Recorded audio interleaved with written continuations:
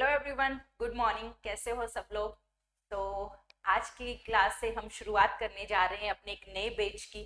और उस बैच का नाम है रॉक बैच। और हमें चट्टान की तरह ही डटे रहना है अगले अक्टूबर तक। और अगला अक्टूबर मीन्स अपकमिंग जो अक्टूबर होगा तब तक। और तब तक हमें अपनी जो पूरी मेहनत पूरी ईमानदारी और शिद्दत से करनी है।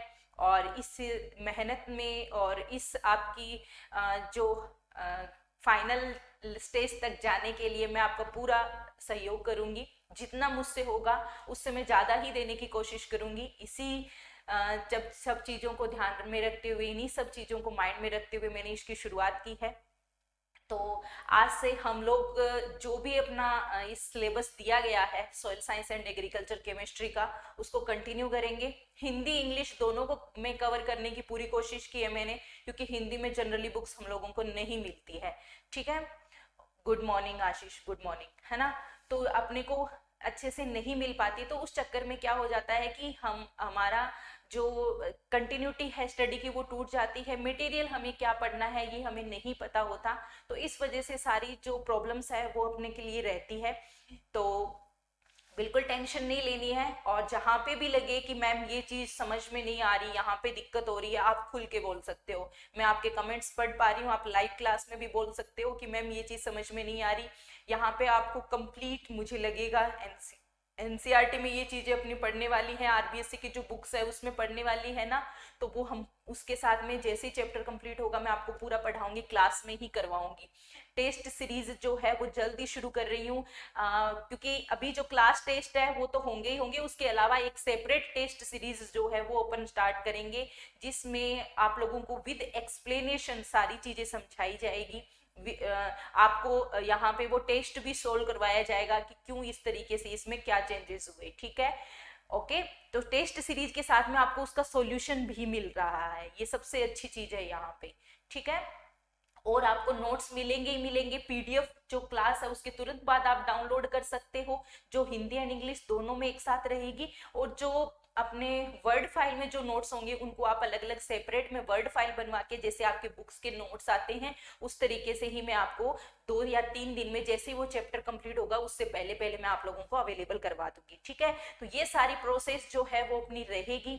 और उसके साथ में आपको लाइव क्लास है, जैसे आप अभी मुझे लाइव देख पा रहे हो। अगर आप मुझे लाइव नहीं देख पाते हो, टाइमिंग का इश्यू रहता है या कुछ भी, क्योंकि हो सकता है काफी बच्चे जो है ड्यूरिंग एमएससी या पीएचडी होंगे, कुछ जॉब वाले भी होंगे, तो वो मुझे नहीं देख पाएंगे। तो इस वजह से उन लोगों के लिए उन लोगों के लिए ये बेस्ट है कि उन लोगों के लिए मैं ये जो क्लास है वो तुरंत लाइव, जैसे ही लाइव स्ट्रीम एंड होगी वो ऑटोमेटिक किस में चली जाएगी, वो ऑटोमेटिक रिकॉर्डेड में चली जाएगी। तो आप वहां पे भी देख सकते हो। तुरंत मैं आपको पीडीएफ डाउनलोड करवा दूंगी ताकि आपको पढ़ने में आसानी रहे। ठीक है। ये ब्रीफ मेरा इंट्रोडक्शन है, वो आप यहाँ से देख सकते हो। अभी हम बात करते हैं, आज हम शुरुआत करते हैं सोइल, क्योंकि soil science and agriculture chemistry ही हमें पढ़ना है। सोइल यानी कि मृदा, यानी कि मिट्टी क्या है, उसके बारे में ही हम लोग पढ़ने वाले हैं कंप्लीट। ठीक है। तो वो हमें पता होना चाहिए। सोइल क्या, ये जमीन जिस पे हम खड़े हैं उसी को ही सोइल कहते हैं, या कुछ और प्रॉपर्टीज लेके चलती है। अगर इसको सोइल कहते हैं तो लैंड किसको कहते हैं, है ना, जमीन किसको कहते हैं, भूमि किसको कहते हैं, हम सारे इन चीजों के अंदर कंफ्यूजन में रहते हैं। तो हमें कंफ्यूज बिल्कुल नहीं होना है। आज की क्लास से हम इसी को ही शुरुआत करेंगे। ठीक है। तो जो सोइल होती है वो किससे मिलकर बनी होती है? जो सोइल होती है वो कौन से वर्ड से मिलकर बनी, कौन से वर्ड से डिराइव होती है? सोलम। ये कौन सा वर्ड है? लेटिन वर्ड है। ठीक है ना। और इसका मीनिंग क्या होता है? इसका मीनिंग होता है ग्राउंड या फ्लोर। क्या होता है इसका मीनिंग? ग्राउंड या फ्लोर होता है। ओके, ग्राउंड या फ्लोर जिसको हम कह देते हैं। ठीक है, ये रहता है। तो यहाँ पे सोलम जो है, ये पूछा जा सकता है कि सोलम जो सोइल है वो किस से डिराइव हुई है, कौन से वर्ड से डिराइव हुई है? वो डिराइव हुई है सोलम वर्ड से। और सोलम क्या है? एक लेटिन वर्ड है। क्योंकि एग्रीकल्चर में, या मैं और सब्जेक्ट का मुझे इतना नहीं पता, लेकिन एग्रीकल्चर के जो भी एग्जाम दिए हैं उनमें जनरली जैसे पूछ लिया मानसून क्या वर्ड है, तो मानसून अरेबिक वर्ड होता है ना। कि वो कौन से वर्ड से डिराइव होते हैं उनके बारे में जनरली पूछ लिया जाता है। तो यहाँ पे अपने को ध्यान में रखना है। फिर बात आती है कि क्या हम सोइल को उसी तरीके से ही डिफाइन करेंगे जिस तरीके से हम जमीन को कर रहे हैं? नहीं करेंगे। सोइल और लैंड जो सोइल की बात करते हैं और लैंड की बात करते हैं या जमीन की बात करते हैं, ये दोनों अलग अलग चीजें हैं। ठीक है, क्या सोइल है मैम? तो सोइल जो होती है वो 3 डायमेंशनल है। कैसे? जैसे आपको समझाया जाएगा कि ये क्या है, ये होता है 2 डायमेंशन, यानी कि एक डायमेंशन एक्स एक्सिस हो गई, एक वाई एक्सिस हो गई, और यहाँ पे एक एक्स एक्स जेड और होती है। वो जेड कैसे होगी मैम? एक तो हमने लंबाई ले ली, जैसे आप लोगों के पास में एक प्लॉट है, एक एरिया है, तो उसका आपने लंबाई भी कंसीडर कर ली, चौड़ाई भी कंसीडर कर ली, पर जब आप उसकी डेप्थ को कंसीडर करते हो, है ना, जब आप उसकी डेप्थ को कंसीडर करते हो तब उसको हम क्या कहते हैं, जब उसके आप नीचे तक जाते हो, जिसे हम क्या कहते हैं, प्रोफाइल कहते हैं। जैसे ये सरफेस है, इस सरफेस को जब आप यहाँ से साइड से भी कट करते हो, नीचे गहराई में भी जाते हो, तो उसको हम सोइल कहते हैं। जबकि जो लैंड होती है वो 2 डायमेंशनल बॉडी है, यानी कि इसके अंदर 2 ही डायमेंशन रहेंगे। क्योंकि जब भी हम कोई लैंड खरीदते हैं, कोई जमीन खरीदते हैं, तो हम क्या देखते हैं उसमें, हम ये देखते हैं कि कितनी इसकी लेंथ है, कितनी इसकी विड्थ है। प्लॉट खरीदते हैं तो यही देखते हैं ना, इसके अलावा हम कुछ नहीं देखते, वही चीज है। लेकिन सोइल की जब बात करती है, सोइल की जब हम बात करते हैं, तो सोइल में हम नीचे की प्रोफाइल जो होती है उसको भी स्टडी करते हैं कि भाई इसके अंदर चूना ज्यादा तो नहीं है, इसमें जिप्सम ज्यादा तो नहीं है, क्या इसके अंदर ऑर्गेनिक मैटर अच्छा है या नहीं है, यानी कि हम उसकी प्रोफाइल की भी स्टडी करते हैं अगर वहां पे एक पेडोलॉजिस्ट जाएगा देखने के लिए तो। ठीक है, जो स्मॉलेस्ट यूनिट होती है सोइल की उसको पेडोन कहते हैं। ठीक है ना, उसको क्या कहते हैं, पेडोन कहते हैं। ये टेक्निकल वर्ड है, इसको आपको याद रखना है कि पिडोन किसको कहा जाता है, क्योंकि जनरली हम लोगों को एग्जाम में पूछ ली जाती है ऐसी चीजें। ठीक है, तो हम शुरुआत करते हैं यहां से। अब आपको इस तरीके से मिला देखने को मिलेगा, यहाँ पे देखो, soil and land are 2 different entities. Soil और लैंड है वो दोनों सेम नहीं है, डिफरेंट एंटिटीज है। इसका मतलब क्या हुआ, लैंड जो है वो 2 डायमेंशनल है, लैंड जो है वो 2 डायमेंशनल होती है, जबकि और रिप्रेजेंट करती है किसको, एक ज्योग्राफिकल एरिया या लैंडस्केप को ही रिप्रेजेंट करती है, इसके अलावा कुछ नहीं रिप्रेजेंट करेगी। किसी भूमि का भौगोलिक क्षेत्र और परिदृश्य का प्रतिनिधित्व करती है। ठीक है, दूसरा है कि जो सोइल है वो क्या है, हमारी 3 डायमेंशनल बॉडी है। क्या है, 3 डायमेंशनल बॉडी है, जिसके अंदर हम क्या करेंगे, लेंथ, ब्रेड्थ और डेप्थ तीनों को कंसीडर करेंगे। लेंथ, ब्रेड्थ और डेप्थ। लेंथ का मतलब लंबाई, जैसे हम प्लॉट खरीदते हैं उसकी चौड़ाई कितने बाई कितने का है, हम करते हैं ना, जैसे 30/45 का है या कौन कितने एरिया का प्लॉट है वो, और उसके बाद में उसकी डेप्थ भी देखो, है ना, उसके बाद में हम उसकी डेप्थ भी देखते हैं। ओके, फिर बात आती है, जो सोइल वर्ड है वो डिराइव होता है फ्रॉम ए लेटिन वर्ड। कौन से लेटिन वर्ड, सोलम से। सोलम का मतलब क्या होता है, फ्लोर या ग्राउंड। ठीक है, सोलम का मतलब फ्लोर या ग्राउंड है, लेकिन उस ग्राउंड की डेप्थ को भी कंसीडर किया जाएगा जब हम सोइल की बात करेंगे। ठीक है, फिर हम बात करते हैं सरफेस सोइल की। एक होती है सरफेस सोइल और एक होती है सब सोइल। ठीक है ना, सरफेस सोइल किसको कहते हैं, जो ऊपर की जो सरफेस होती है ना, जिसके अंदर जो ऑर्गेनिक होरिजन है उसको भी शामिल किया जाता है। मतलब ऊपर का, जैसे ऊपर की जो सरफेस है उस पे हम क्या देखते हैं, क्योंकि प्लांट जो है वो ज्यादातर अपर सरफेस में ही रहता है, वहां पे जो भी मटेरियल बाहर से डिपॉजिट होगा, जैसे पेड़ों की पत्तियां और जानवरों के जो अपशिष्ट हैं वो सारे उसमें डिकम्पोज होके शामिल होंगे, तो ये सारी चीजें क्या बनाएगी, ये सरफेस सोइल बनाएगी। ठीक है, तो ये इसके सरफेस सोइल के अंदर ये तो होगा ही, उसके नीचे 1 2 3 4 ऐसे अलग अलग लेयर्स होगी, जिसको मैं आगे बताऊंगी कि क्या क्या कहते हैं हम लोग। तो जो सरफेस सोइल होती है उसको फिर मैम मेजरमेंट कैसे करेंगे कि भाई इतने तक आ गए तो ये सरफेस सोइल है, तो नियर अराउंड 0 to 15 सेंटीमीटर की जो सोइल होती है उसको हम क्या कहते हैं, 0 से 15 सेंटीमीटर की जो सोइल होती है उसको ही हम सरफेस सोइल कहते हैं, जहां पे हम टिलेज ऑपरेशन करने के लिए जाते हैं, जुताई करने के लिए जाते हैं खेत की।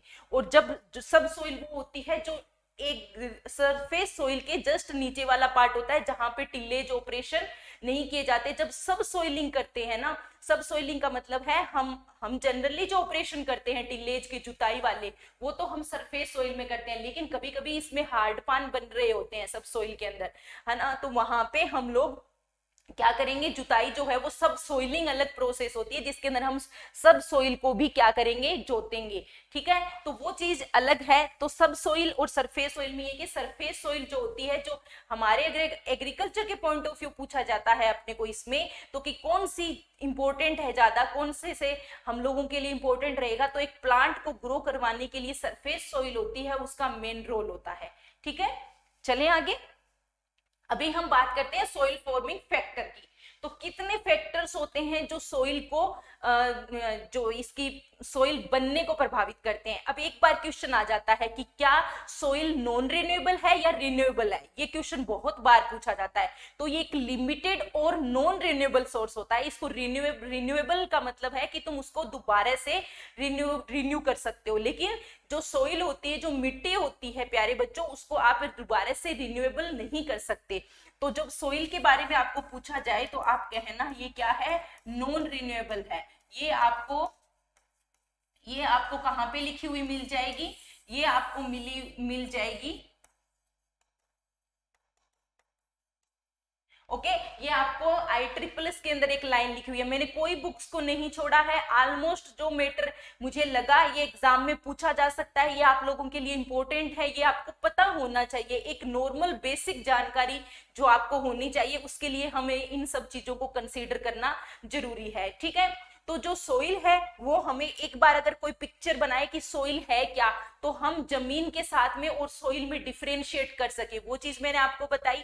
फिर हम लोगों को पता होना चाहिए कि क्या सोइल को रिन्यू कर सकते हैं। तो आप बोलोगे मैम उसी को ही तो हम यूज कर रहे हैं ना, बार बार उसी के अंदर पहले क्रॉप लगा देते हैं, उसके अंदर दूसरा सीजन आता है तब दूसरी लगाते हैं, और कितने सालों से हमारे पूर्वज है वो लगाते हुए आ रहे हैं। लेकिन उनको ये चीज बोलना कि जो उस मिट्टी के अंदर, मिट्टी अपने आप में एक वर्ड नहीं है, मिट्टी बहुत सारी चीजों का कंपोजिशन है, उसके अंदर मिनरल मैटर भी है, उसके अंदर ऑर्गेनिक मैटर भी है, उसके अंदर पेरेंट मटेरियल जिससे वो बनता है वो भी है।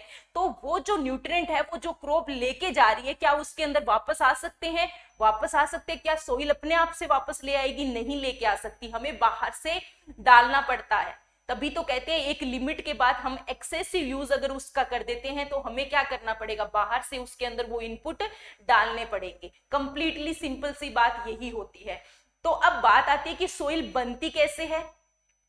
तो जो क्या बोलते हैं, ज्वालामुखी के फटने से जो लावा होता है ना, वोल्केनो, तो जब वो लावा क्या होगा, ठंडा होगा, ठंडा होगा तो उसके कंसोलिडेशन से क्या बनेगी, उसके कंसोलिडेशन से रॉक बनेगी, चट्टाने बनेगी। और उन चट्टानों पे जो अलग अलग फैक्टर्स है, जैसे क्लाइमेट है, टेम्परेचर है ना, ये सारी चीजें जो बायो ऑर्गेनिज्म, ये माइक्रो ऑर्गेनिजम्स है, कोई भी बायोलॉजिकल, उस पे पौधे उगेंगे, है ना, तो वो सारी चीजें क्या करेंगे, उसको धीरे धीरे अलग अलग जो फैक्टर्स है वो काम करेंगे और उसको क्या करेंगे, वेदरिंग करेंगे, उसका क्या करेंगे, उसको धीरे धीरे तोड़ेंगे, और वो धीरे धीरे टूट टूट के ही क्या बनाएगी, मिट्टी बनाएगी।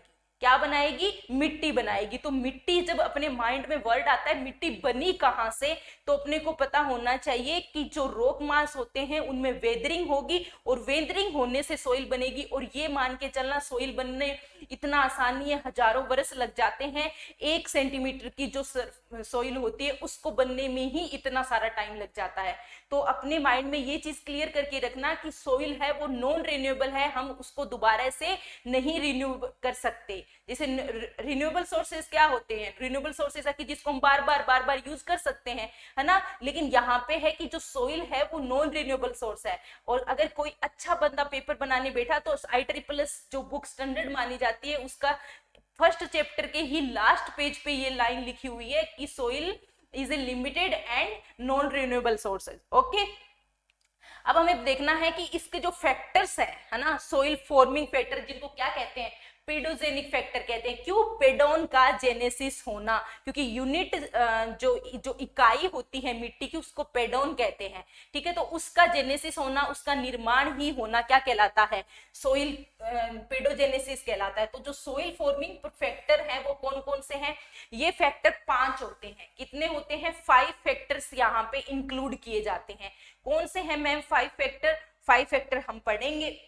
जिनको किसने दिया था सबसे पहले, ये भी पूछा जाता है। किसने इनको एक्टिव और पैसिव फैक्टर में डिवाइड किया था, ये भी पूछा जाता है। कौन से ईयर में किया था, तो वो भी पूछा जाता है। ठीक है ना। आगे देखते हैं। वीवी डोकोसिव को फादर ऑफ सोइल साइंस कहा जाता है, ठीक है ना। वीवी डोकोसिव, इन्होंने सबसे पहले 1889 के अंदर जो सोइल के बनाने वाले फैक्टर है वो 3 फैक्टर बताए थे। पी से बताया था इन्होंने पेरेंट मटेरियल, यानी कि मूल सामग्री। पेरेंट मटेरियल ही है जो उसकी मोस्ट ऑफ जो कैरेक्टरिस्टिक है उसको डिसाइड करता है, क्योंकि जिससे वो बनेगा, कौन से मिनरल उसमें प्रेजेंट है, कोई सी उसकी कैरेक्टरिस्टिक होंगे, है ना, जैसे, तो वो सारे डिपेंड किस पे करेंगे, अपने मेनली किस पे डिपेंड करेंगे, पेरेंट मटेरियल होता है। क्या होता है? पेरेंट मटेरियल होता है। क्लियर तो है ना मेरी वॉइस वगैरह? क्लियर तो है ना? इसको कहते हैं initial stage of soil system. Initial stage of soil system. Initial stage of soil system किसको कहते हैं हम लोग? Initial stage of soil system कहते हैं पेरेंट मटेरियल को, ठीक है। तो पेरेंट मटेरियल इन्होंने लिया। दूसरा इन्होंने क्लाइमेट लिया। क्लाइमेट आपको पता है जलवायु, वेदर का कई दिनों तक, नियर अराउंड 31 ईयर, कितना 31 साल का एवरेज डाटा जब हम वेदर का कंसीडर करते हैं तो उसको जलवायु कहते हैं, है ना। जलवायु ये नहीं है कि अभी सर्दी आने वाली है तो ये जलवायु बदल गई, ये नहीं बोला जाता, ये मौसम बदला है, ठीक है, जलवायु नहीं बदली है। ओके, तो जो जलवायु होती है वो क्या होती है कि जलवायु जो होती है, जो वेदर का डाटा है कई दिनों तक का, उसको हम एक साथ कंबाइन करके, कई दिनों तक नहीं, 31 साल का जो एवरेज डाटा होता है उसी को ही हम जलवायु कहते हैं, उसी को ही हम क्लाइमेट कहते हैं। तो जो क्लाइमेट है, जैसे रेनफॉल हो गया, टेम्परेचर हो गया, स्नो हो गया, एटसेट्रा, ठीक है। राजस्थान में इस बार बहुत ज्यादा बारिश हुई, लेकिन राजस्थान का बारिश ज्यादा होने की वजह से हम ये नहीं कह सकते कि यहाँ पे ट्रॉपिकल क्लाइमेट है, टेम्परेचर हाई है, बारिश हाई है, नहीं कह सकते, है ना। इसका जो क्लाइमेट है, जो ड्राई रहेगा वो ड्राई ही है, क्योंकि यहाँ पे 31 साल का डाटा लिया जाता है, एक साल का डाटा हम नहीं कंसीडर कर सकते। क्लियर?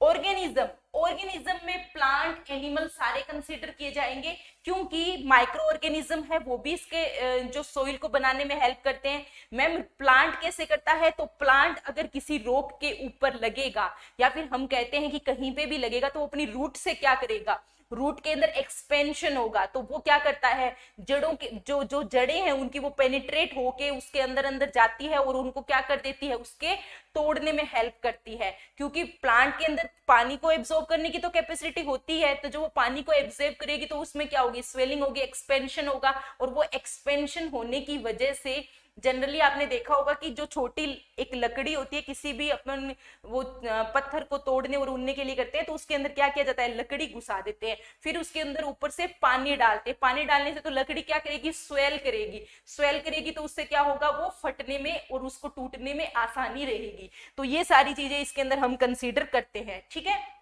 फिर हम बात करते हैं, ये तो बात की थी वीवी डोकोसिव ने, है ना। उसके बाद में रियल में जो 5 फैक्टर हम लोग पढ़ रहे हैं, वो 5 फैक्टर किसने दिए थे? 3 फैक्टर तो वीवी डोकोसिव बता के चले गए थे, 1889 में ही बता दिए थे कि भाई पेरेंट मटेरियल होता है, क्लाइमेट होता है और ऑर्गेनिज्म होता है।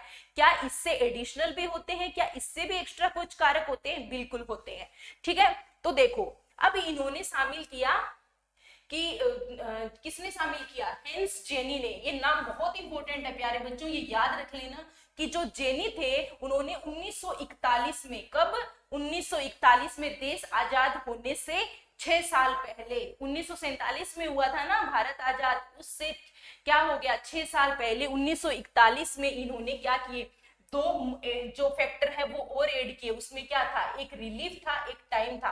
रिलीफ कुछ नहीं होता, ये जो टोपोग्राफी होती है, कितना स्लोपी है, कितना समतल है, इस तरीके की जो फिनोमिना होता है उसी को ही हम रिलीफ कहते हैं। और टाइम, टाइम कैसे इफेक्ट करेगा, टाइम के साथ साथ ही तो बढ़ती है वेदरिंग, टाइम के साथ साथ ही तो इसकी जो स्टेजेस होती है वो आगे बढ़ती है कि भाई इतना टाइम मिला तो वेदरिंग कम हुई, जब टाइम ज्यादा मिला तो वेदरिंग बढ़ गई। तो ये सारी चीजें ही हम लोग को देखनी होती है। Okay, that can be debated by the equation. इन्होंने एक इक्वेशन दी, ये इक्वेशन भी एग्जाम में पूछ ली जाती है, तो जरूरी नहीं है ये सीक्वेंस ऐसे ही हो, लेकिन आपको याद रखनी होती है। या फिर आपको एग्जाम में क्या क्वेश्चन किया जाएगा, कि कौन से एडिशनल 2 कारक थे जो हेंस जेनी ने इंक्लूड किए थे। अगर बहुत अच्छे से पेपर बना तो ऐसा क्वेश्चन भी बनाएगा। जैसे मुझे किसी ने पेपर बनाने के लिए दे दिया तो मैं बिल्कुल ये क्वेश्चन कंसीडर करूंगी कि भाई हेंस जेनी है, उसने सिर्फ 2 फैक्टर इंक्लूड किए थे, उसके अंदर एक तो था अपना रिलीफ और एक था टाइम। ऑलरेडी 3 तो वीवी डोकोचिव दे के चले गए थे। तो अब देखो टोटल मिला के कितने हो गए, 5 फैक्टर। तो कभी भी पूछा जाए कि सोइल को इफेक्ट करने वाले फैक्टर कितने होते हैं तो हमें पता होना चाहिए कितने होते हैं फैक्टर, 5 होते हैं। सिंपल सी बात है, ठीक है। तो 5 फैक्टर हो गए, जिसके अंदर एस रिप्रेजेंट कर रहा है मिट्टी को, क्योंकि मिट्टी को ये एफ रिप्रेजेंट कर रहा है फैक्टर को। और यहाँ पे क्लाइमेट है, क्लाइमेट में आपको पता है टेम्परेचर, स्नो, रेनफॉल सब इंक्लूड करते हैं। रिलीफ का मतलब होता है टोपोग्राफी, ऊबड़ खाबड़ है, समतल है, कैसा है, ढलानी है, कैसा एरिया है, तो उसी को ही कहते हैं हम रिलीफ, है ना। और पी का मतलब होता है पेरेंट मटेरियल। पेरेंट मटेरियल मतलब रॉक्स, मिनरल और जियोलॉजिकल फॉर्मेशन, कि कैसे उसकी वो कैसे बना है उस पर भी डिपेंड करता है, ठीक है ना। तो पेरेंट मटेरियल में आपको पता चल गया होगा, क्योंकि मैंने क्या कहा, उसका कंपोजिशन मेनली, क्योंकि मिनरल है वही तो उसका कंपोजिशन बनाएंगे, तो वही उसकी डिसाइड करते हैं सारी चीजें लगभग। बायोस्फीयर का मतलब होता है जीवन, जीव मंडल, जिसमें प्लांट्स और एनिमल दोनों को इंक्लूड किया जाता है, जिसको फ्लोरा या फोना कहते हैं, ठीक है। फ्लोरा तो जो है वो किससे, फ्लोरा और फोना, ये वर्ड याद रखना, ठीक है ना। प्लांट्स के लिए फ्लोरा, एनिमल्स के लिए फोना यूज कर लेते हैं हम लोग, ठीक है। टाइम और एज, समय और आयु, है ना। टाइम का मतलब है एजिंग इफेक्ट आना, जैसे हम अपनी एज बढ़ती जाती है तो हम क्या होते हैं, डेवलप्ड होते जाते हैं ना एक एज के बाद में, और एक पीक एज आती है उसपे हमारा जो डेवलपमेंट है वो मैक्सिमम हो जाता है, और फिर हम अपने डिग्रेडेशन की तरफ स्टार्ट हो जाते हैं कि भाई वहां तक पहुंचने के बाद में हमारा डेवलपमेंट जो है वो मैक्सिमम हो गया। तो उसी तरीके से क्या होता है, सोइल में भी एक स्टेज आती है जब वहां पे उसका डेवलपमेंट जो होता है वो क्या हो जाता है, मैक्सिमम हो जाता है, ठीक है ना। आपको कोई दिक्कत तो नहीं आ रही पढ़ने में ना, क्लियर है सभी, ऑल क्लियर। मुझे अभी भी बोल देना अगर बीच में आपको लगे कि मैम फास्ट हो रहा है या फिर स्लो हो रहा है, जैसा भी आपको लगे मुझे बोल देना। आज बाल दिवस है, स्कूल जाना है, sorry, it's okay, no problem, continue, है ना। रिकॉर्डेड में देख सकते हो आप, यही तो सुविधा है ऑनलाइन की, ये सबसे अच्छी चीज है, ठीक है ना। चलो ठीक है, देखते हैं। हाँ, तो यहाँ पे जो अपने क्या थे, 5 फैक्टर्स थे, ऑलरेडी क्या थे अपन ने पढ़ चुके हैं, 5 फैक्टर्स थे, ये आपको याद रखने हैं। हेंस जेनी ने इनको 2 फैक्टर और इंक्लूड कर दिए थे उन्होंने, और इसको 5 बना दिया था, पहले ये 3 ही थे, ठीक है। फिर उसके बाद में आते हैं हमारे जेएस जोफे। कौन आते हैं, जेएस जोफे, ओके। तो जेएस जोफे 1949 में जेएस जोफे ने क्या किया था, जेएस जोफे ने इसको किसमें, कितने भागों में वर्गीकृत किया था, जेएस जोफे ने इनको 2 भागों में विभाजित किया था। जो 5 फैक्टर थे उनको 2 पार्ट्स में डिवाइड किया, क्या, पहले एक्टिव फैक्टर, दूसरे पैसिव फैक्टर। क्या होते हैं एक्टिव फैक्टर, क्या होते हैं पैसिव फैक्टर। पैसिव का मतलब है जो स्टार्टिंग से जैसे थे, जैसे रोक है, क्या उसके अंदर जीवन है, क्या वो हलचल कर सकता है, कुछ नहीं, उसने जो मटेरियल था देना जिससे मिट्टी बनेगी, एक बेस प्रोवाइड कर दिया, यानी कि पेरेंट मटेरियल था उसने बेस प्रोवाइड कर दिया। क्योंकि इसको इनिशियल स्टेज इसीलिए तो कहा जाता है सॉइल सिस्टम की, कि उसने क्या कर दिया, एक बेस दे दिया कि तुम इस पे जो तुम्हें करना है तुम कर लो, क्योंकि मिट्टी बननी इसी से ही है ना। जैसे हम करते हैं ना, जैसे रोटी बनाने के लिए हम लोग क्या करते हैं, रोटी बनाने के लिए जो आटा होता है वो बेस है, चाहे तुम उसके बाद गैस ले लो, चाहे कुछ भी ले लो, चूल्हा ले लो, एक एनर्जी का सोर्स ले लो, कुछ भी ले लो, लेकिन तुम्हें एक बेस चाहिए था वो बनाने के लिए, तो वो क्या था, तुम्हारे पास रोटी थी। तो वही बात है कि भाई पेरेंट मटेरियल है, उन्होंने तुम्हें बेस दे दिया, वो उसमें कोई एक्टिविटी करने वाले हैं नहीं। टोपोग्राफी है वो ऊबड़ खाबड़ है, स्लोपी है, कैसी है, वो कोई बाद में कोई चीजें ऐड नहीं करेगी, वो जैसी है वैसी ही रहेगी। फिर उसके बाद में हम बात करते हैं टाइम की। तो टाइम क्या है, टाइम ने बाहर से कोई ऐसी चीज एक्स्ट्रा ऐड नहीं करेगा कि जिसकी वजह से तुम्हारी जो वेदरिंग हो रही थी, तुम्हारी जो सोइल बन रही थी, उसको एक बूस्ट अप मिल जाए या फिर वो जल्दी बन जाए, इस तरीके से कोई चीजें ऐड नहीं करेगा। तो कौन ऐड करेगा, क्लाइमेट ऐड करेगा। कैसे करेगा मैम ऐड, बारिश होनी है तो बारिश हो जाएगी, बारिश नहीं होनी है तो नहीं होगी। लेकिन बच्चों जब बारिश को कंसीडर करेंगे तो बारिश जब हो रही है तो उसके अंदर क्या मिल रहा है, वहां पे जो ऑर्गेनिज्म है, वहां पे जो उसके ऊपर जो एक्ट करने वाले फैक्टर है, उनको क्या मिल रहा है, वहां पे उनको वहां पे एनर्जी मिल रही है है ना, उनको पानी मिलेगा तो एनर्जी भी मिलेगी, ठीक है, वो पानी की प्रेजेंस में पानी और CO2 से वो अपना भोजन भी बना सकते हैं, कुछ इस तरीके के भी होंगे कि खुद अपना भोजन बना सकते हैं, या फिर उनको वो रिएक्शन करने के लिए वहां पे पानी चाहिए होता है, जिसको हम हाइड्रेशन प्रोसेस कहते हैं, है ना, तो पानी चाहिए होता है, हाइड्रोलाइसिस होगा वहां पे, ये सारी हम प्रोसेस पढ़ेंगे कि कौन सी जो होती है वेदरिंग में इंपॉर्टेंट रोल प्ले करती है। दूसरा चीज टेम्परेचर, हमने पढ़ा है जब टेम्परेचर बढ़ता है तो रिएक्शन से एक लिमिट तक बढ़ती है ना, जो एक रिएक्शन एक लिमिट तक जो केमिकल की रिएक्शन है वो बढ़ती है, और केमिकल वेदरिंग में ये factor main important role play करता है।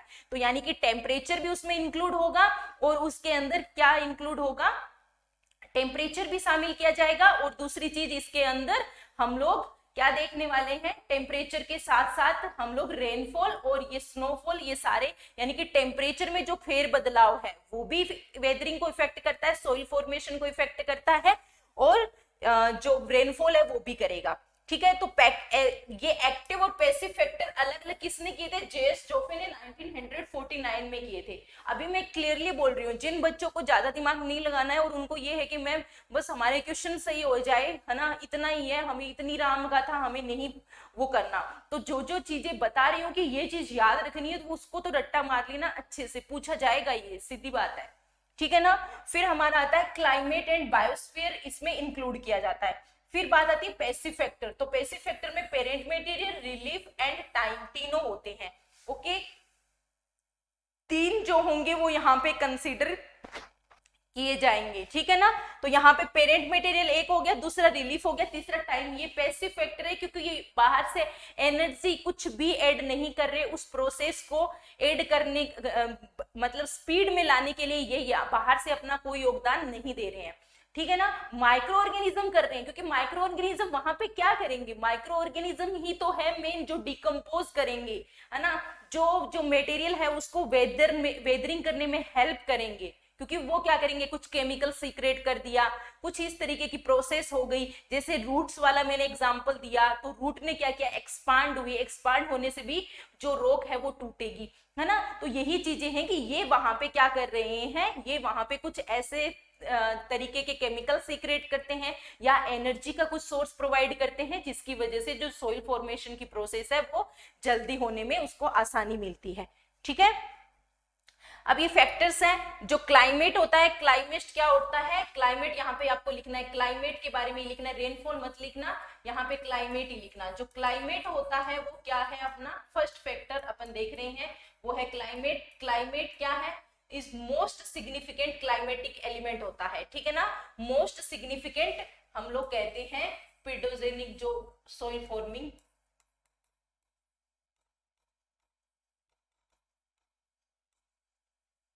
फैक्टर होता है, ठीक है ना, soil forming factor most significant अगर पूछा जाए ना तो क्लाइमेट बोलना है अपने को।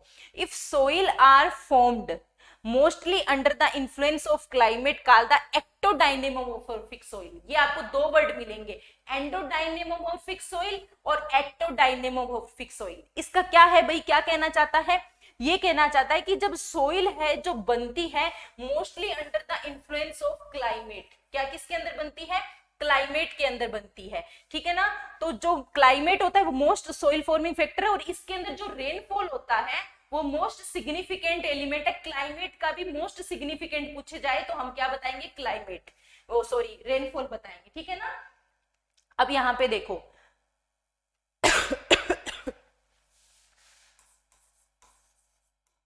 जो रेनफॉल होता है वो क्लाइमेट का एलिमेंट होता है ना, क्लाइमेट का क्या हो जाएगा, most significant element of climate, ठीक है ना। रेनफॉल क्या है, मोस्ट सिग्निफिकेंट एलिमेंट है किसका, क्लाइमेट का। अब इन्होंने ये बोला कि जब सोइल जो है mostly under the influence of climate में बनती है तो उसको कहते हैं एक्टोडायनेमोमॉर्फिक। एक्टो से सी से याद रखना, एंडो और एक्टो में हम कंफ्यूजन में आ जाते हैं। एंडो का मतलब अंदर से, अंदर कहां से, कि जो मैंने आपको बताया कि एक ही चीज है जो हमारे पास में थी, जिसपे ही हमें सारी प्रोसेस करवानी थी, जो शुरू से थी, जो हिस्सा बना रही थी इसका, वो था हमारा पेरेंट मटेरियल। यानी कि जहां पे parent material main role play करेगा उसको कहते हैं एंडोडायनेमोमॉर्फिक, और जहां पे क्लाइमेट जो है वो सबसे इंपॉर्टेंट रोल प्ले करेगा। जो सोइल है वो किसके अंडर में बनती है, mostly under the influence of climate, उसको कहते हैं एक्टोडायनेमोमॉर्फिक सोइल। यानी कि उसकी जो मोर्फोलॉजी, उसकी जो चेंज हो रहा है उसके अंदर, वो किससे होगा, मेनली क्लाइमेट की वजह से होगा। ठीक है, तो ये चीज याद रखना। तो देखो यहाँ पे जो एरिड क्लाइमेट है, एरिड क्लाइमेट की वजह से सेलाइन सोइल बनती है। कौन सी सोइल बनती है, क्योंकि एरिड क्लाइमेट होगा तो वास्पोत्सर्जन, जो सोइल से इवेपोरेशन है ना, तो इवेपोरेशन क्या होगा, इवेपोरेशन ज्यादा होगा। इवेपोरेशन ज्यादा होगा तो क्या होगा, नीचे की जो सोइल की जो क्या बोलते हैं, जो सोल्ट उस पानी के अंदर सोल्यूबल है, तो वो सोल्ट क्या आ जाएंगे, ऊपर आ जाएंगे और सरफेस के ऊपर आ जाएंगे। तो इस वजह से क्या होगा, सेलाइन सोइल का फॉर्मेशन होगा। फिर बात आती है वार्म क्लाइमेट। वार्म क्लाइमेट में कौन सी सोइल बनेगी, लेटेराइट सोइल बनेगी, जिसको ये एक्टोडायनेमोमॉर्फिक सोइल ही है। ठीक है, तो कूल और ह्यूमिड क्लाइमेट से कौन सी सोइल बनती है, पोडजोल। कौन सी बनती है, पोडजोल सोइल बनती है। तो ये एग्जांपल पूछे जाते हैं, जो लेटेराइट सोइल होती है, पोडजोल सोइल होती है, ये किस तरीके का एग्जांपल है, तो अपने को पता होना चाहिए। अपन पूरा डिटेल में पढ़ेंगे आगे, लेटेराइट सोइल को भी पढ़ेंगे, पोडजोल सोइल को भी पढ़ेंगे कि क्या होती है। तो जो लेटेराइट सोइल होती है वो क्या होती है उसका, क्योंकि लेटेराइट सोइल में क्या एक्सट्रीम जो ट्रॉपिकल क्लाइमेट है ना, ट्रॉपिकल मतलब वहां पे बारिश भी ज्यादा है और वहां पे टेम्परेचर भी ज्यादा है। ठीक है, तो उस कंडीशन में जो वार्म क्लाइमेट है वहां पे लेटेराइटिक सोइल बनती है, और जो कूल एंड ह्यूमिड क्लाइमेट है वहां पे पोडजोल सोइल बनती है। ये आपको याद रखने हैं, एरिड क्लाइमेट का एग्जांपल, वार्म सोइल का एग्जांपल और कूल ह्यूमिड। और ये आते किसके अंदर है, ये तीनों की तीनों एक्टोडायनेमोमॉर्फिक सोइल होती है, क्योंकि ये जो सोइल का फॉर्मेशन होता है वो मेनली उसको कौन इफेक्ट कर रहा है, क्लाइमेट इफेक्ट कर रहा है। ठीक है ना, mostly form under the influence of climate के अंदर बनती है। अब आता है जो टेम्परेचर है, जो टेम्परेचर क्या है, यहाँ पे सेकेंड फैक्टर है, second most important factor climate के अंदर। पहला रेनफॉल हमने पढ़ा, दूसरा टेम्परेचर। टेम्परेचर क्या है, rising in temperature lead to increase in the chemical weathering, वो भी कितनी 2 और 3 टाइम। हम पढ़ते हैं ना कि प्रत्येक 10 डिग्री सेंटीग्रेड टेम्परेचर में इंक्रीज करने से जो रेट होती है वो 2 to 3 टाइम्स क्या हो जाती है, इंक्रीज हो जाती है। क्या हो जाती है, 2 to 3 टाइम्स इंक्रीज हो जाती है, 2 से 3 गुना बढ़ जाती है प्रत्येक 10 डिग्री सेंटीग्रेड टेम्परेचर बढ़ने से। तो उसी को ही बोलते हैं किस, क्या, warmth of coefficient, warmth of reaction बोलते हैं ना। तो वही चीज है कि भाई टेम्परेचर जैसे जैसे इंक्रीज होगा तो प्रत्येक 10 डिग्री सेंटीग्रेड बढ़ने से वो जो रिएक्शंस है वो क्या हो जाएगी, 2 to 3 टाइम्स बढ़ जाएगी। अब देखो बायोस्फीयर आ गया, कौन सा, पहला हमने क्लाइमेट पढ़ा, दूसरा हमारा बायोस्फीयर आ गया। बायोस्फीयर में शामिल क्या है, मैक्रो और माइक्रो ऑर्गेनिज्म शामिल होगा और वेजिटेशन होगा। इसके बारे में ऑलरेडी बताती, रूट कैसे हेल्प करेगी, माइक्रो ऑर्गेनिज्म है वो कुछ सीक्रेट करेंगे, कुछ केमिकल सीक्रेट करेंगे और इस तरीके से वो जो सोइल के फॉर्मेशन में हेल्प करेंगे। जो रिलीफ है, रिलीफ क्या कहते हैं, एलिवेशन और स्लोप ऑफ लैंड सरफेस होती है, बताया ना। एलिवेशन, एलिवेशन से कैसे होगा मैम, देखो बारिश ज्यादा हुई, बारिश ज्यादा होगी, एलिवेटेड है, यहाँ की जो टोपोग्राफी है, जो बेस थे, जो जिनकी क्या हो गई, बेस क्या कर रहे थे, यहाँ पे जो प्लांट है ना, यहाँ की जो सोइल प्रॉपर्टी है, वहां से क्या हुआ, बारिश हुई, तो बारिश होने से क्या हुआ, इस तरीके का मानो, यहाँ पे ये जो अपर वाला जो एरिया है, यहाँ पे क्या हुआ, बेस, बेस थे, बेस का मतलब जैसे अपने कैल्शियम, मैग्नीशियम और ये जो आयन थे, है ना, कैल्शियम और मैग्नीशियम आयन ये यहाँ पे थे, तो ये क्या करेंगे, डिसोल्व हो के कहाँ पे आ जाएंगे, नीचे आ जाएंगे। ठीक है, तो यहाँ पे क्या हो जाएगा, जैसे हम बात करते हैं तो ये प्रॉपर्टीज बदल गई, ये ऊपर वाली सोइल है और नीचे वाली सोइल है, इनके अंदर आपस में क्या आ गया, डिफरेंसेस आ गए। किस वजह से, क्योंकि वो टोपोग्राफी है, टोपोग्राफी से ऊपर जो फैक्टर है क्लाइमेट, तो वहां से जो लीचिंग होगी, जो मटेरियल होगा वो क्या करेगा, बारिश के साथ में नीचे आता जाएगा, तो नीचे आता जाएगा, वो नीचे आके डिपोजिट हो जाएगा, तो ऊपर वाली सोइल क्या हो जाएगी हमारी, ज्यादातर जो जिसकी प्रकृति है वो क्या हो जाएगी, एसिडिक हो जाएगी। फिर आता है बात केटेना। ठीक, केटेना क्या है, केटेना एक वर्ड है जिसको मिलने ने दिया था। इसका क्या होता है, ये सीक्वेंस होती है, टोपोग्राफिकली जो रिलेटेड सोइल होती है उनकी सीक्वेंस होती है। यहाँ पे जो फैक्टर है जैसे क्लाइमेट हो गया, वेजिटेशन हो गया, वो ऑलमोस्ट क्या रहते हैं, रिलेटेबल रहते हैं, सिमिलर रहते हैं, लेकिन फिर भी जो सोइल की प्रॉपर्टीज है वो अलग अलग रहती है। क्या रहती है, सोइल की जो प्रॉपर्टी है वो डिफरेंट रहती है, सोइल की जो कैरेक्टरिस्टिक है वो डिफरेंट रहते हैं। किसकी वजह से? सिर्फ और सिर्फ टोपोग्राफी की वजह से, ठीक है ना। कंपेयर टू अदर फैक्टर, तो अदर फैक्टर में क्या क्या आएगा? क्लाइमेट आ गया, वेजिटेशन आ गया, ठीक है। लेकिन जो सोइल के कैरेक्टरिस्टिक हैं,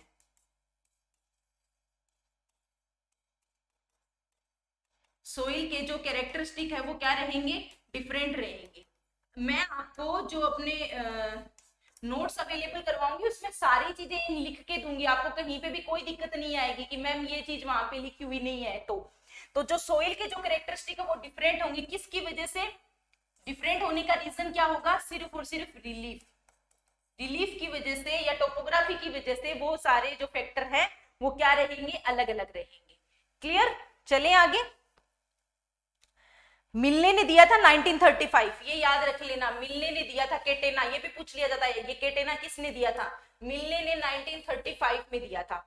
इसमें क्या होता है? टोपोग्राफी सीक्वेंस होती है टोपोग्राफिकली रिलेटेड सोइल की, और किसने? Due to variation in relief, ये मैंने लिखा यहाँ पे। डिफरेंट होता है क्या? रिलीफ। इसकी वजह से जो सोइल को जो कैरेक्टरिस्टिक है वो भी क्या हो जाएंगे? अलग अलग हो जाएंगे। किसकी वजह से? क्योंकि रिलीफ में डिफरेंसेस हैं, इस वजह से।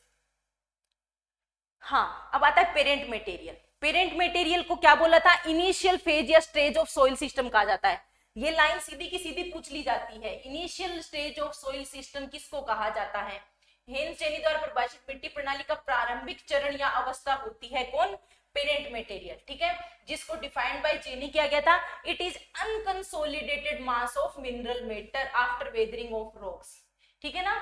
जब रॉक्स है, रॉक्स की वेदरिंग होने के बाद में अनकंसोलिडेटेड का मतलब है एक तो टूटा हुआ, बिखरा हुआ जो मैटर है, जिसके ऊपर बहुत सारी क्रियाएं हैं वो काम करेगी, और उसके उसी वही मेनली जो है वो मिनरल का कंपोजिशन अपना सोइल का डिसाइड करेगी। तो उसी को ही कहते हैं अनकंसोलिडेट मास ऑफ मिनरल मैटर। ये पूछा जाता है कौन होता है? पेरेंट मटेरियल होता है, ठीक है।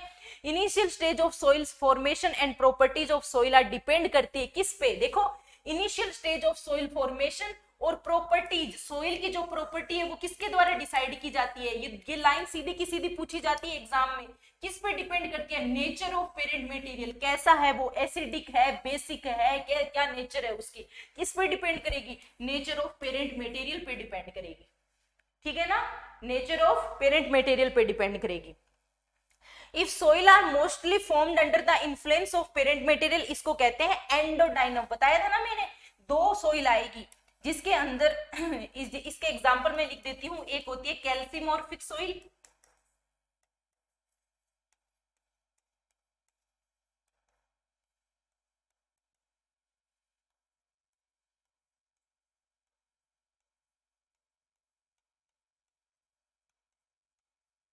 देखो कैल्सीमोर्फिक सॉइल में देखो यहाँ पे क्या है? कैल्शियम ज्यादा दिख रहा है, पता चल रहा है इससे। तो यही देखो, जब जो सॉइल होती है वो बनती है इन्फ्लुएंस ऑफ पेरेंट मटेरियल, जहां पे parent material main role play करेगा।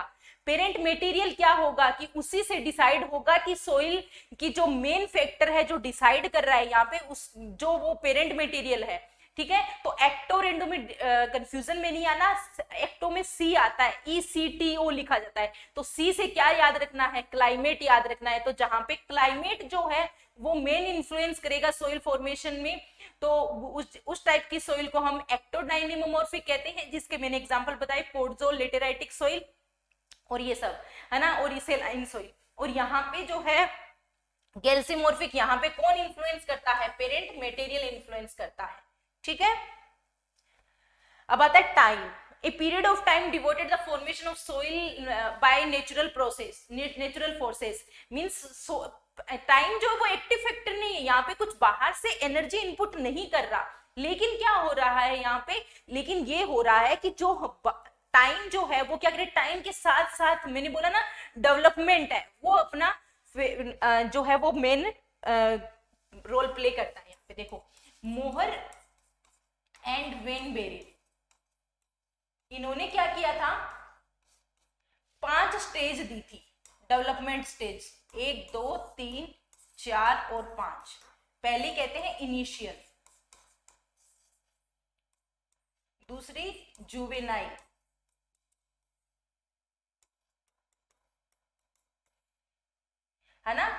तीसरी सेनाई, और ये होती है फाइनल। ये याद कर लेना, ये जो आपको नाम है ना ये याद होने चाहिए। सबको क्लियरली दिख रहा है?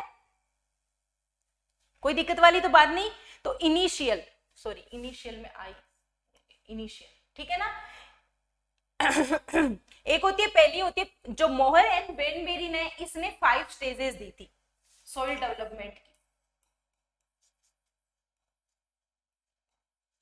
5 स्टेजेस ऑफ सॉइल,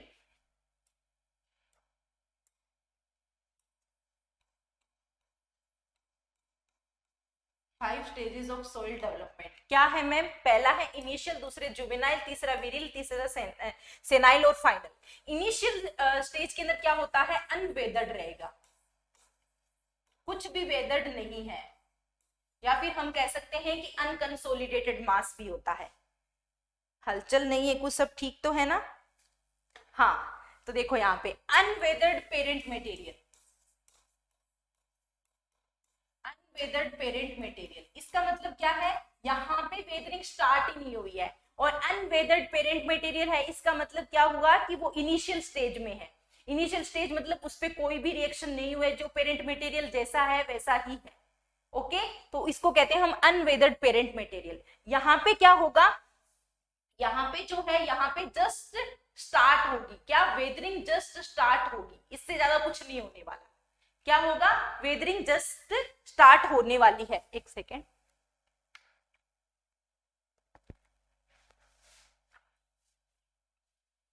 ऐसे वेदरिंग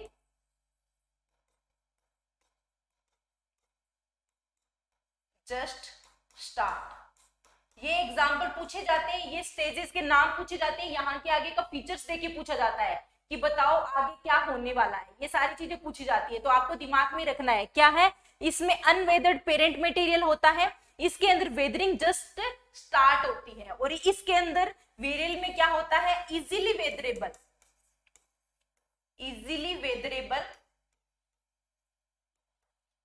जो मैटर है, इजीली वेदर जो मटेरियल है उसमें तो क्या हो जाता है? वेदरिंग स्टार्ट हो जाती है, वेदरिंग हो जाती है या डिकम्पोजिशन हो जाता है। ठीक है, और जो क्या रहेंगे? जो लेस ससेप्टिबल है, जो लेस ससेप्टिबल है, किससे? वेदरिंग से। लेस ससेप्टिबल का, ससेप्टिबल होने का तो मतलब क्या था कि भाई इजीली वेदर्ड हो गया है ना, इजीली वेदरिंग हो जाए, लेकिन इसने बोला ससेप्टिबल कम है। क्या है? ससेप्टिबल। रेजिस्टेंट का मतलब है कि उसके अंदर रेजिस्टेंस है, कि वो वेदरिंग के लिए रेजिस्टेंट है। इसका मतलब क्या हुआ कि उसके अंदर वेदरिंग नहीं होगी, है ना, वेदरिंग होगी लेकिन बहुत टाइम लगेगा, या वेदरिंग नहीं होगी। रेजिस्टेंट टू वेदरिंग का मतलब ये है। यहाँ पे क्या है कि लेस ससेप्टिबल होती है ना टू वेदरिंग, लेस ससेप्टिबल होते हैं वेदरिंग में, वो वैसे के वैसे ही रहते हैं, बने रहेंगे, वो बचे रहते हैं, रिमेनिंग बचे रहेंगे। लेस ससेप्टेबल टू वेदरिंग है, उनके अंदर वेदरिंग नहीं होगी, और जो इजीली वेदरेबल मटेरियल है उसके अंदर वेदरिंग स्टार्ट हो जाएगी। ठीक है, यहाँ पे सेनाइल स्टेज को क्या कहते हैं? सेनाइल स्टेज को कहते हैं कि ये इसको फाइनल स्टेज पे पहुंचने वाला है। क्या होने वाला है? फाइनल स्टेज पे पहुंचने वाला है, यानी कि इस टाइम पे जो मोस्ट ऑफ मटेरियल है वो क्या हो गया? डिकम्पोज हो चुका है ना। मोस्ट ऑफ जो मटेरियल था वो उसकी वेदरिंग हो चुकी है, लेकिन जो एकदम हाईली रेजिस्टेंट थे वही मटेरियल रहे हैं, और ऑलमोस्ट सबकी क्या हो गई? वेदरिंग हो चुकी है। हेलो हेलो,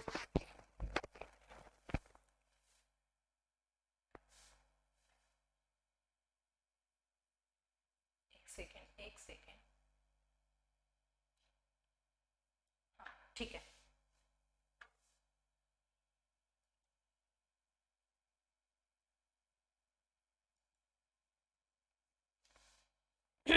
महेश क्लियर है ना? कहीं कोई दिक्कत तो नहीं आ रही आपको भी?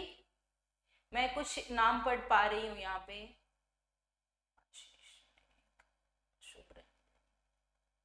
ठीक है, तो सेनाइल स्टेज में क्या होता है? इसमें क्या होता है? यहाँ पे जो है ऑलमोस्ट क्या होता है? फाइनल स्टेज पे रीच पहुंच जाता है। एक सेकेंड।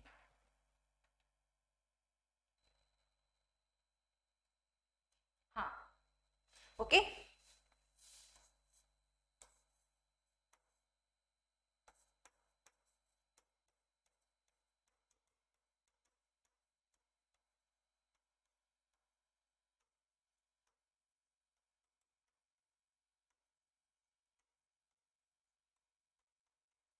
पूछा जाएगा, देखो फाइनल स्टेज तो क्या कौन सी है, ये वाली है, लेकिन सेनाइल में क्या होता है, सेनाइल में यही होता है कि जो मटेरियल होता है वो इसकी फाइनल स्टेज पे पहुंच जाता है, ठीक है ना। हाँ, जो अपना सेनाइल स्टेज है उसके अंदर जो डिकम्पोजिशन है वो कहां पे पहुंच जाता है, इसकी फाइनल स्टेज में पहुंच जाता है। ये चीज आपको याद रखनी है। तो आपको बहुत ही सिंपल है, इनिशियल, जुवेनाइल, विरिल, सेनाइल और फाइनल स्टेज। इसमें क्या था, पहले अनवेदर्ड मटेरियल रहेगा, वहां पे कुछ नहीं रहेगा। दूसरा क्या था कि भाई जिसके अंदर वेदरिंग स्टार्ट हो जाएगी, जस्ट स्टार्ट हुआ ही है, तो जो इजीली वेदरेबल मिनरल थे वो क्या होंगे, सबसे पहले टूट जाएंगे। उसके बाद में जो थर्ड स्टेज हमने देखी थी, उसके अंदर जो इजीली वेदरेबल थे वो तो टूट गए, जो लेस ससेप्टेबल थे वो अभी भी बचे हुए हैं, ठीक है। लेस ससेप्टेबल किसके लिए, वेदरिंग के लिए। किसके लिए, वेदरिंग के लिए जो लेस ससेप्टेबल है उनकी बात कर रही हूं मैं। 847, ठीक है। जो लेस ससेप्टेबल थे, है ना, तो जो वहां पे पहुंच चुके हैं। फिर उसके बाद में क्या था, यहाँ पे विरिल स्टेज थी। विरिल स्टेज की बात कर ली हमने, जो इजीली वेदरेबल थे यानी कि जो जल्दी से टूट सकते हैं वो तो टूट गए, और जो कम टूटने वाले थे वो भी बचे हुए हैं। फिर बात आती है सेनाइल। यहाँ पे जो डिकम्पोजिशन है वो इसकी फाइनल स्टेज पे आ चुका है। इसका मतलब जो ऑलमोस्ट जो वेदरिंग होनी थी वही है। कौन से बचे हैं अभी, रिमेनिंग कौन से बचे हैं,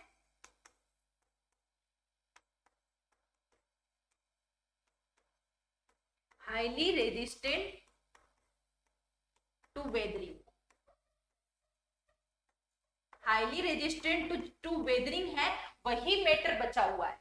जो मेटर वेदरिंग के लिए रेजिस्टेंट है वही मेटर बचा हुआ है, और ऑलमोस्ट सारा डिकम्पोज हो चुका है। इसको क्या कहते हैं हम, इसको सेनाइल स्टेज कहते हैं। तब देख रहे हो जो टाइम है वो कैसे इफेक्ट कर रहा है। तो टाइम पहले इनिशियल थी, वहां पे कुछ नहीं था, धीरे धीरे टाइम स्पान बढ़ा, ये चीज हुई, फिर बढ़ा तो ये चीज हुई, फिर बढ़ा तो ये चीज हुई, अब आगे हम फाइनल। तो फाइनल में क्या होगा, सोइल डेवलपमेंट हो जाएगा। क्या हो जाएगा, सोइल का डेवलपमेंट हो जाएगा, और सारे के सारे जो मटेरियल है वो ऑलमोस्ट डिकम्पोज हो जाएंगे। यहाँ पे जो है वो सोइल का डेवलपमेंट फाइनल स्टेज पे आते आते, ये जो फाइनल स्टेज है इसमें जो सोइल का डेवलपमेंट है वो कंप्लीट हो जाएगा, ठीक है ना। तो ये 5 प्रोसेस है, ये आपको याद रखनी है। मोहर एंड वेन बेरिन ने किसने भागों में बांटा था, एक सेकेंड,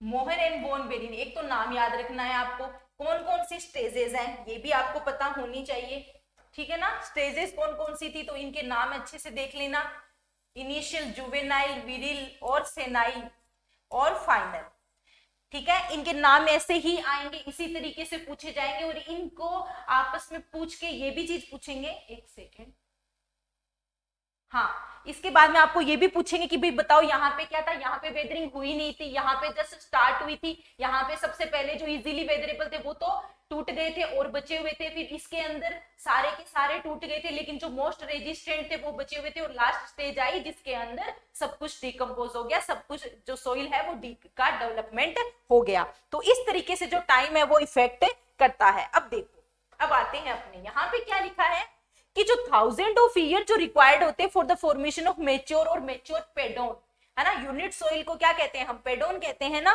तो यहाँ पे कह रहे हैं कि 1000 ऑफ ईयर जो होते हैं वो रिक्वायर्ड होते हैं, ठीक है।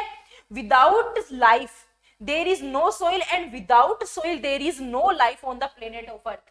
क्योंकि बिना सोइल के हम नहीं रह सकते। हम जो बड़ी बड़ी बातें करते हैं ना कि भाई हाइड्रोपोनिक्स कर देंगे, ये कर देंगे, वो कर देंगे, उससे मटेरियल, बिल्कुल नहीं। आप जो सोच रहे हो, जो पॉपुलेशन बढ़ रही है और जिस वजह से आप यहाँ पे जिंदा हो, या जो हम लोग सोच रहे हैं कि ये लाइफ अपनी अर्थ पे अपनी बनी हुई है, तो वो अपनी मिट्टी की देन है। अब जैसे जैसे हम मिट्टी को डिटोरिएट करते जाएंगे, अपनी हेल्थ पे देखना क्या क्या इफेक्ट होने वाले हैं। ओके, तो वो ये वर्ड है, a widely used system in the soil taxonomy developed by the United State Department of Agriculture, USDA. क्या कहते हैं? United States Department of Agriculture, USDA, जिन्होंने वाइडली यूज सिस्टम जो है सोइल टेक्सोनोमी का वो दिया था। ठीक है, वाइडली यूज सिस्टम, आगे सोइल टेक्सोनोमी के बारे में हम पढ़ेंगे, किसने क्या क्या क्लासिफिकेशंस दिए थे वो भी हम लोग कंप्लीटली पढ़ेंगे। ओके, ये स्टेजेस बहुत इंपॉर्टेंट है बच्चों, याद कर लेना। जो इंडिया है वो वर्चुअली म्यूजियम ऑफ सोइल होता है वर्ल्ड में। क्या है? म्यूजियम, सोइल का क्या है? म्यूजियम है। Okay, the national bureau of soil survey and land use planning कहां पे है? Nagpur, Maharashtra. Nagpur Maharashtra is the repository of soil formation in the country, है ना। ये क्या करते हैं, हम लोगों को जो सोइल से रिलेटेड जो भी इंफॉर्मेशन अगर अपने को लेनी है तो उसका एक रिपोजिटरी बॉडी है, वो कहां पे बैठी है? नागपुर में, जिसको NBSSLLUP कहते हैं, national bureau of soil survey and land use planning. Okay, ये आपको फुल फॉर्म भी याद होनी चाहिए कि इसका फुल फॉर्म क्या होती है। ये कैसे लिखी हुई आती है? NBSS एंड LUP, land use planning. The bureau has delineated क्या क्या? 20 एग्रो इकोलॉजिकल रीजन में डिवाइड है और 60 एग्रो इकोलॉजिकल सब रीजन्स में डिवाइड किया गया है। ठीक है, फिर उसके बाद में by integrating the information of किस किस की? सोइल की, फिजियोग्राफी की, क्लाइमेट की और इफेक्टिव प्लांट ग्रोइंग जो पीरियड होता है ना, जिसको लेंथ ऑफ ग्रोइंग पीरियड कहते हैं, तो वो सारी चीजों को शामिल किया है, सोइल को, फिजियोग्राफी को, क्लाइमेट को, इफेक्टिव प्लांट ग्रोइंग फैक्टर, ये जो पीरियड है उसको शामिल करके इन्होंने कितने भागों में बांटा है? एग्रो इकोलॉजिकल रीजन को 20 में और 60 जो है वो इसके सब रीजन है। ये लाइन क्यों बता रही हूं? क्योंकि ये लाइन ISSS के अंदर लिखी हुई है और वो पूछ सकते हैं। ठीक है, अब चलते हैं आगे। India is home of 18% of the human population and 15% of the animal population. ठीक है, but owns only 2% of the world geographical area, out of which 51% is net cultivated area. ठीक है, ये चीज अपने पास पूरे विश्व का कितना, पूरी ज्योग्राफिकल एरिया है उसका, वर्ल्ड का, उसका कितना परसेंट है अपने पास? 2% है। और ये 2% कितनी ओवरऑल ह्यूमन पॉपुलेशन को कैरी कर रहा है? 18% को। और एनिमल को कितना कर रहा है? 15%। ये क्यों बता रही हूँ? क्योंकि ये भी बुक में लिखा हुआ है और इस पे कई बार पूछ लेते हैं चीजें। तो क्योंकि बाई चांस पेज पलटा, तीसरा पेज आते ही राइट साइड में एक लाइन लिखी हुई मिली, बंदा क्वेश्चन बना लेगा। तो अपने को एक भी लाइन इस तरीके की नहीं छोड़नी है। ठीक है, the land to man ratio जो पहले था वो 0.1 हेक्टर था। इसका मतलब है कि एक प्रति व्यक्ति जो लैंड थी वो 0.1 हेक्टर थी, जो 2025 तक 25 तक कम हो गई, लेकिन पहले कितनी थी? 0.14। अभी की बात, अगले साल की बात हो रही है कि 0.1 हेक्टर हो जाएगी, रिड्यूस हो जाएगी। पहले कितनी थी? 0.14 हेक्टर थी इन द ईयर 2000 में। कंट्री की जो एनुअल जो एवरी ईयर जो एनुअल एवरेज रेनफॉल होता है वो कितना है? 1130 है, कहीं पे 1194 mm भी लिखा हुआ मिलता है। ओके, अब हम सोइल को डिफाइन करेंगे, सारी चीजें पढ़ेंगे। जो सोइल बाय वॉल्यूम कितना होता है, सोइल के अंदर अंदर जो अलग अलग फैक्टर्स हैं वो किस किस तरीके से डिफाइन किए गए हैं, है ना। जो हम बात करते हैं ऑर्गेनिक मैटर वो कितना होता है, बाई जो वेट है, वेट के बेसिस पे देखें तो ऑर्गेनिक मैटर कितना होता है? 5% होता है। और अगर हम वॉल्यूम के बेसिस पे बात करें कि वॉल्यूम ऑफ जो कवर करता है वो कितना कवर करता है सॉलिड्स का, तो वो 25% करता है। ठीक है, तो ये सारी चीजें हम लोग देखेंगे। बाई वेट कितना है? 5% है ओनली। और जब हम बात करते हैं इसकी, जैसे मैं आपको बता रही हूं, एक सेकेंड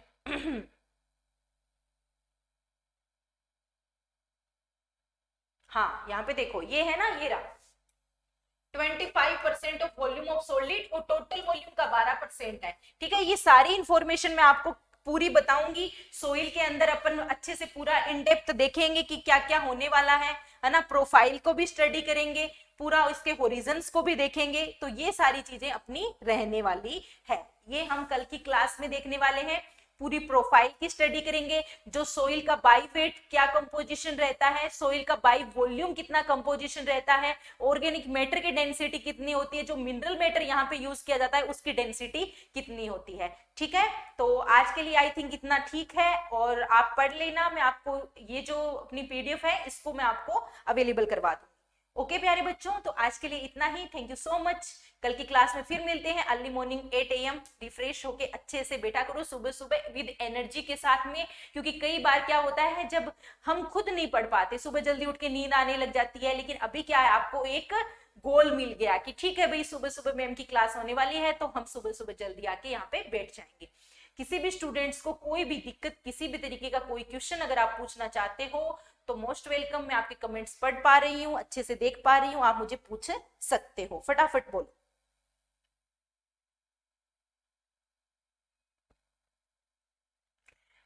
सैटरडे तक जो चीजें हम लोगों ने पढ़ी है हम उसका रिवीजन करेंगे, उसका टेस्ट लेंगे, उसके बाद में संडे आपको फ्री रहेगा पूरी चीजें पीछे की रिवाइज करने के लिए। सैटरडे को जो चीजें मैं यहाँ पे क्लास में पढ़ा रही हूँ उसका आप लोगों को पूछा जाएगा। फिर उसके बाद में हमारा डाउट सेशन रहेगा, आप जो भी डाउट्स होंगे वो मुझे पूछ सकते हो कि मैम क्या करें, इसके अंदर क्या होना चाहिए, ये चीज मुझे कम समझ में आ रही है। जिस भी बच्चे को डाउट हो सकता है सब लोग अटेंड करें, उसको जरूरी नहीं होता। तो ये सारा चीजें हैं, ये सारी चीजें हम लोग लेके चलने वाले हैं। क्लियर, कोई डाउट नहीं? तो चलो आज के लिए इतना ही। Thank you so much.